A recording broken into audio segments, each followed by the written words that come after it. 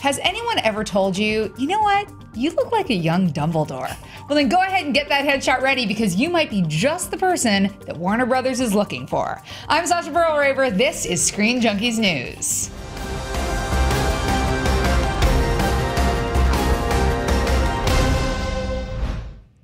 This morning, the Harry Potter Uber site Pottermore posted an announcement that Warner Brothers and the team behind Fantastic Beasts 2 are looking to cast 5 teenagers to portray younger versions of Newt Scamander, Leta Lestrange, Gellert Grindelwald, and Albus Dumbledore. Oh, and someone named Sebastian. Even after the casting of Jude Law, fans had long suspected that we would be getting a glimpse of an even younger Dumbledore and Gellert in the sequel to 2016's Potter prequel. But this seems to confirm that not only will we be going back to the future headmaster's younger days, but also diving into young Master Scamander's history as well.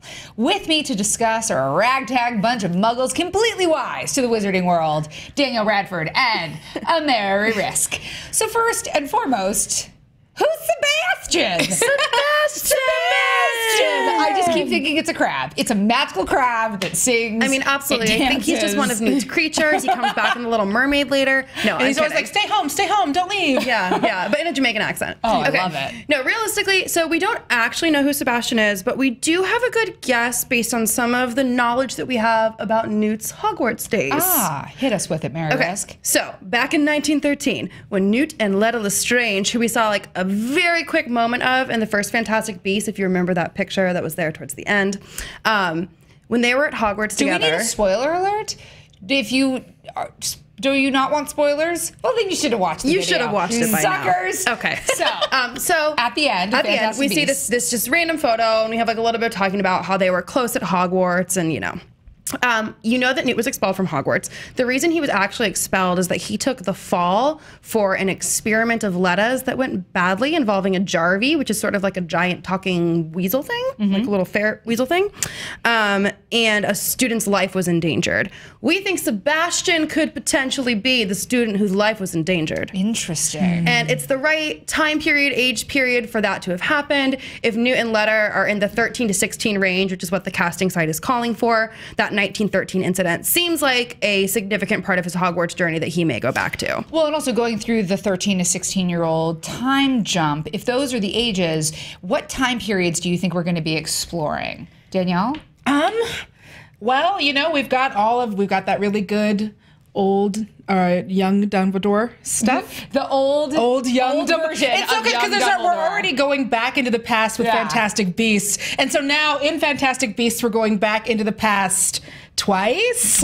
Yeah. So Newt Scamander and Leta Lestrange, that's 1913. But when you're looking at Dumbledore and Grindelwald, you're most likely going to be seeing them together in that summer that we've read about in the books. I like to call it the Summer of Love, 1899. So that's a pretty big difference in the years. So, and it's also been confirmed that Fantastic Beasts 2 is pretty much going to pick up where the last one left off. You've got Jude Law playing Dumbledore, and that's the right age to be in 1926 Dumbledore.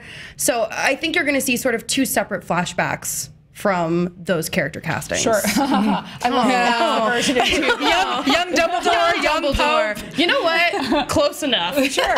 So we also know the movie is going to be set in Paris. Yes. What brings us to Paris? Mary got so excited when I said Paris. So excited. Well, I think there are a couple of different things that could bring us there. It would be really interesting to see if we're going to see more of Sebastian. If he's sort of just going to be a flashback character that's important to that moment and Newt's expulsion from Hogwarts, or whether he in some way plays a larger role in the story and shows up in the present future, 1926 times, in Paris. Right. So many different versions of past, present, and future. It would be super interesting to see since he was in danger, because do we ever really get an idea of like what kind of life in danger he was, or like how we don't bad know specifically? And the Jarvie is not a creature that like you read and you're like, oh yeah, this has a giant horn to gore you. Like it doesn't specifically say. Right. It definitely comes more from whatever Leta's experiment was than like the involvement of that fantastical beast. Because as we know from Newt, none of his creatures will harm you and they're not dangerous.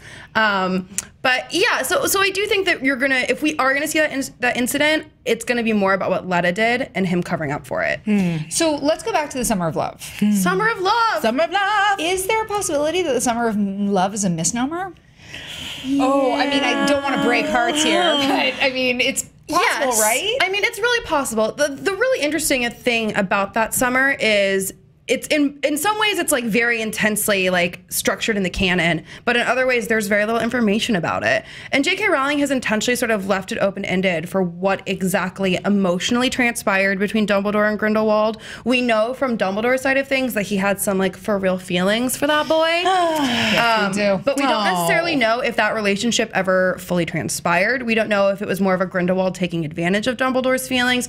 We aren't really sure. The thing that we do know from that summer is that it was one of the most transformative summers of Dumbledore's life, and that the person he became later is a result of those couple of months he spent with Gellert. Totally. Oh, So man. we could even see that No summer. love. I'm telling you, Summer of no love. Summer of no love. Summer of no love ever again. Right? Because he decides like- that's when he decides like, oh, love's not for me. Love's not going to be my but love thing. is important, you know. He still has. It's still kind of. It's really like heartbreaking. It is. But Yeah. it's also, you know, that was also two other really important things about that summer that I think we can't not talk about. One, they both were obsessed that whole summer finding the Deathly Hallows. So it would be interesting to see if that, which was such a huge part of the Harry Potter story, is going to play any sort of part in the Fantastic Beasts story.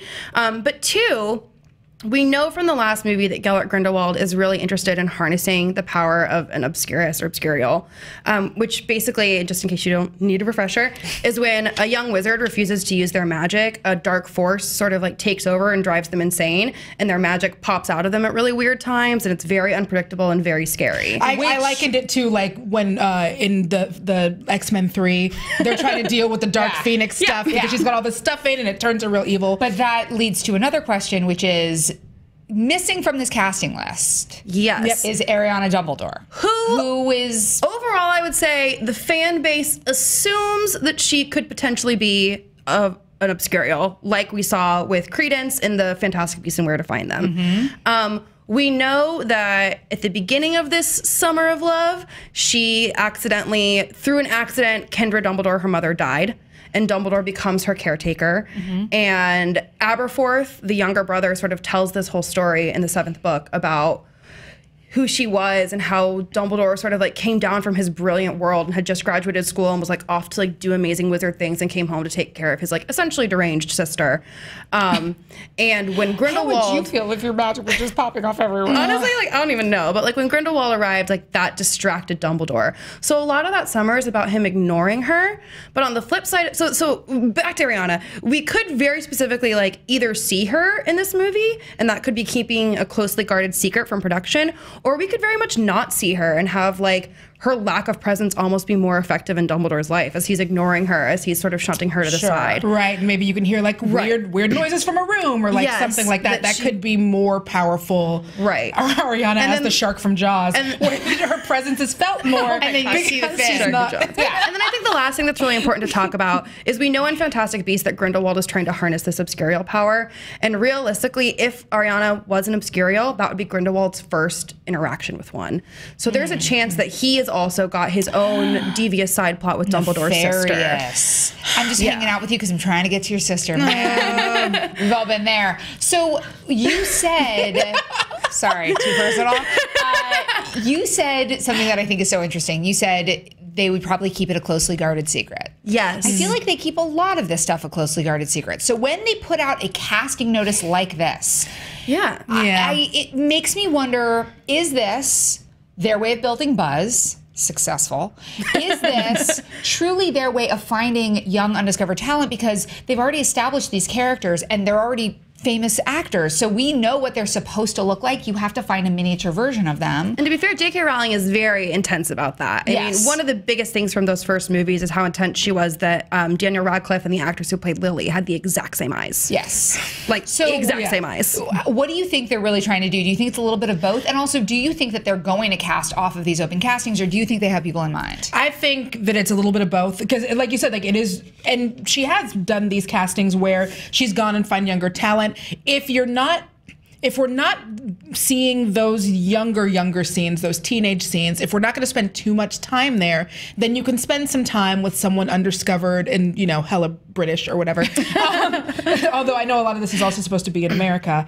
Although I think most of this one is going to be over in Paris and UK. Yeah. And so so there's that, but then there's also like, I think we've seen a lot of these casting notices for these kind of big movies. They did where they put out the casting notice for Aladdin and people were tweeting about it online. And you can still find people who are trying to audition for Aladdin via YouTube because of that casting notice. We believe in you. Good luck. Right. And that made we believe Follow in your you. dreams. Yes, do it. Never give up. Never search. Honestly, I'm going to search that when we're done because I think that sounds awesome. I'm going to watch auditions, like Aladdin auditions. I bet you there's going to be a Justin Bieber in there. Ooh, but like better. Somebody is literally going to get discovered and like have an incredible career and like be the next Beyonce because of those auditions. I truly hope. Well, and to be fair, Emma Watson was discovered at an open call at her elementary school. Yep. Yeah. She just like showed up on stage and was like, I want to read for this. I do school plays. And they were like, great, you're Hermione.